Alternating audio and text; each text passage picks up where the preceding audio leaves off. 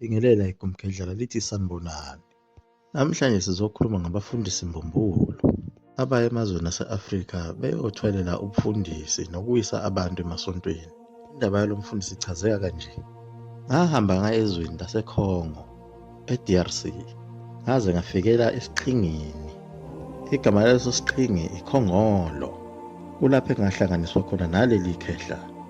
Ngathi mangihlanganiswa naleli khehla, umuntu wayengixhumanisa nalo yazi kakhulu isiNgisi nesiFrentshi. Wabe sengitolikela ukuthi lamandla owafunayo akuwona amandla kaJesu, kodwa amandla amoya okuthiwa umamba muntu. Umamba muntu lona ingwenya ehlala emanzini, kodwa eyingwenya ngezansi bese ibe umuntu ngaphezulu, yona eyinkulunkulu walo moya. Bathi kimi kumele sikuthathe sikuse emfuleni siyokuhlanganisa nalo moya. Nebala sanikela khona emfuleni. Wanginikeza iphepha nepeni ukuba ngibhale konke engikufunayo nengufisayo. Ngempela ngabhala konke engikufunayo ngesiNgisi. Ngempela ngathi mase ngibhale konke engikufisayo nengikudingayo ephepheni elikhulu eliyi-A4. Ngabe-ke sengiligoqa kahle-ke leli phepha ngalalela umyalelo wawuthi kufanele ngilifake esicamelweni sami. Phakathi kulesi engizolala ngaso, ngibala ngenza njalo, ngathi mase ngilele iphakathi leli phepha lami.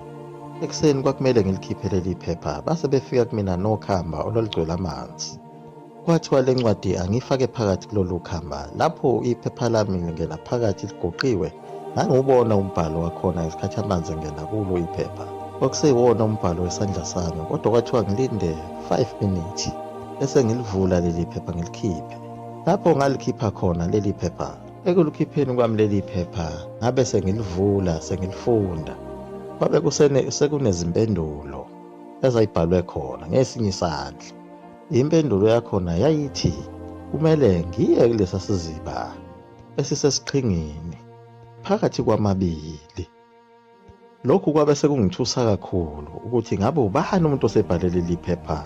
Ungena nje okhambeni bese ngibuza yona le ndoda endala ukuthi awu ubani umuntu obhale le nto.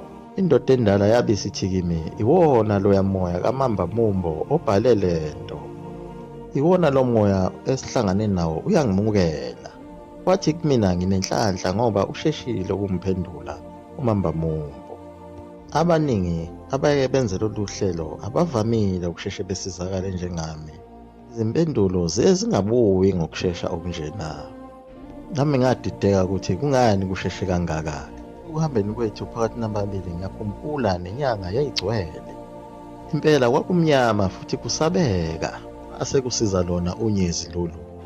Saye safika kuso isiqhingi saseKhongolo esizibeni.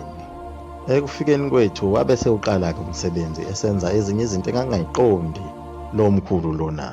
Esekhuluma ezinye izilimi ezehlukile manje engingazizwa. Uma sengikhumbula yizo lezi zilimi lezi ezikhulunywa kuwo amabandla uma sithi sekufike umoya oyingcwele. Kanti umoya wakhe lombhemu umamba mumbo phela. Iwona umoya walesi silwane somhlola esenza size sigcine sibe phansi namanumzane bemizi bebhuquze phansi, kanti siganga umoya walesi silwane esiyingwenya samuntu.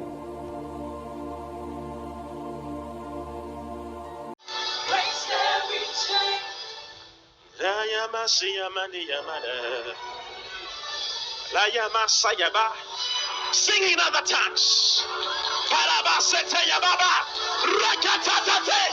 Ribo sayanos. Makaya manderebo sayaba. Reyamo sayaba. Reyamo sayaba. Reyamo sayaba. Rekaya rekaya rekaya. Kayabo santerebos. Ranayamo sayabaya. Rikaya de sayamosha. Rideremo sayaba.